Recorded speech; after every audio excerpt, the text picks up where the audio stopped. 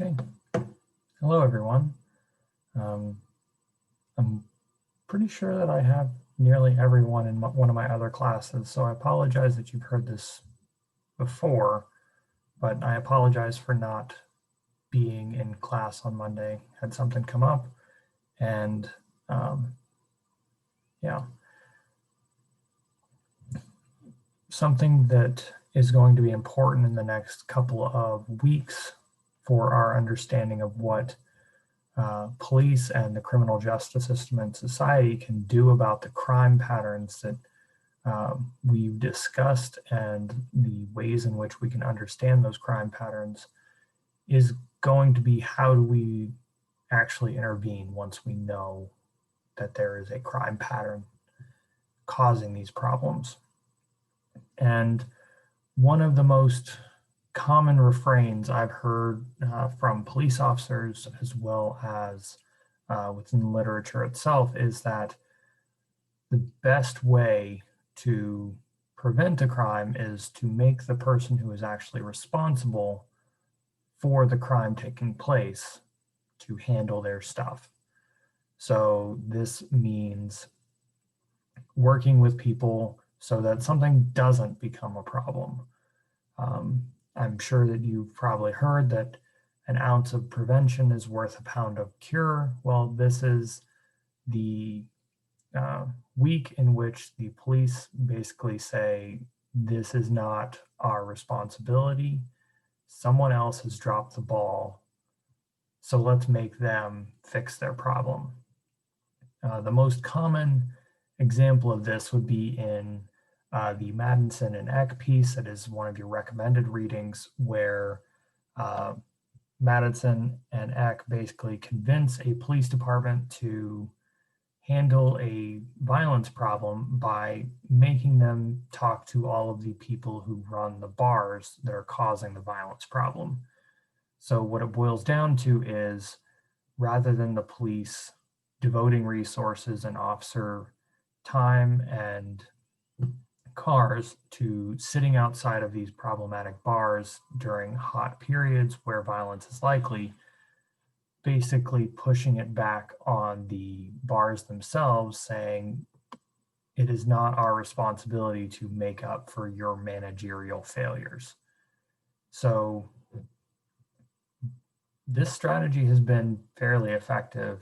You may see it referenced in other works as something called third-party policing, which is fairly popular in a lot of text just because, well, not just because, but a primary reason why it's getting a lot of attention right now is the idea that it is not a criminal justice focused intervention.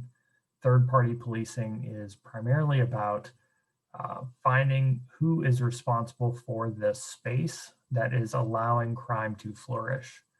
So once you've identified who's responsible with that for that space, you basically exert some kind of pressure. You either let them know that there's a problem and make some recommendations as to how you would go about fixing it, or you start putting pressure on them as the owner or the people who are responsible for that space.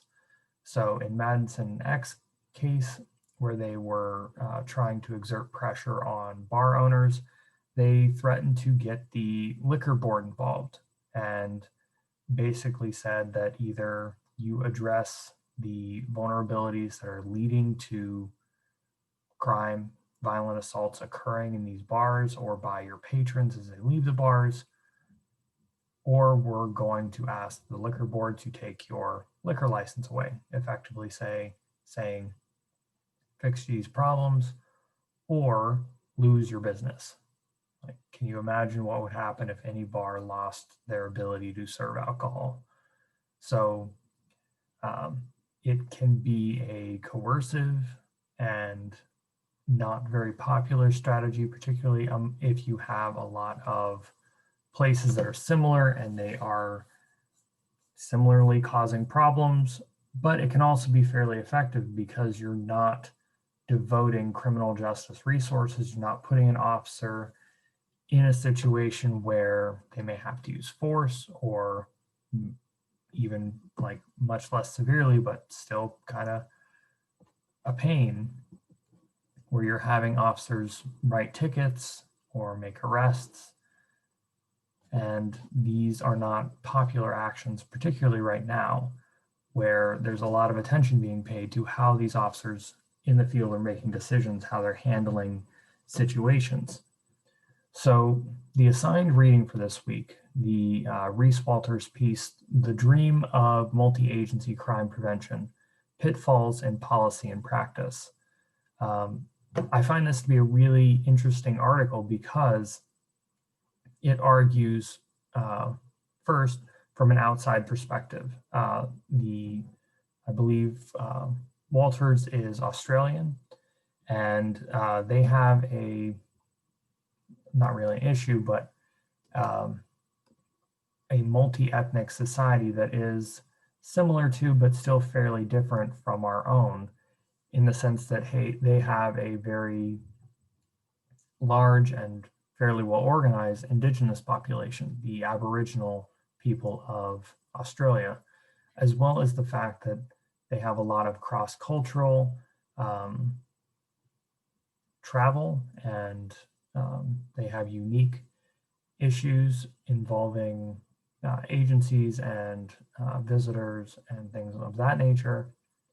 And the article basically presents an argument where there are different power structures within society, and what we can do about those, or basically how we can use those power structures, is we can basically use soft power. This is an idea from US foreign relations, where the US basically is not relying on its military to encourage decisions that are favorable to the United States. It basically relies on its economic and cultural power.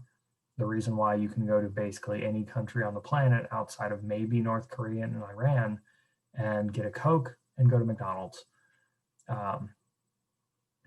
That's the idea of soft power. And from a criminal justice standpoint, soft power is, rather than trying to prioritize arrests or having officers in particular locations at particular times, or threatening offenders with increased sanctions because of a focused deterrence strategy, you're basically talking to the people who are responsible for one part of that routine activities crime triangle: the guardianship as well as the vulnerability of targets. So again, not trying to directly affect the motivated offender, but still trying to influence their perceptions or change how the crime event itself is structured. So I really encourage you to pay some attention to the Reese Walters piece, just because it's going to be something that we build on when we talk about crime prevention next week. So this week, we're talking mostly about the strengths and downsides with the third-party approach. Next week, we'll be discussing what specific policies, procedures, or changes the criminal justice system, especially police or crime prevention specialists, can make when they're exerting these pressures on place managers or third parties. So if you have any questions, by all means, send me an email, talk to me in class on Wednesday, and we can definitely go through them. And I highly encourage you again to read this article. It's actually really fascinating. And I hope you have a good day, and I'll see you on Wednesday.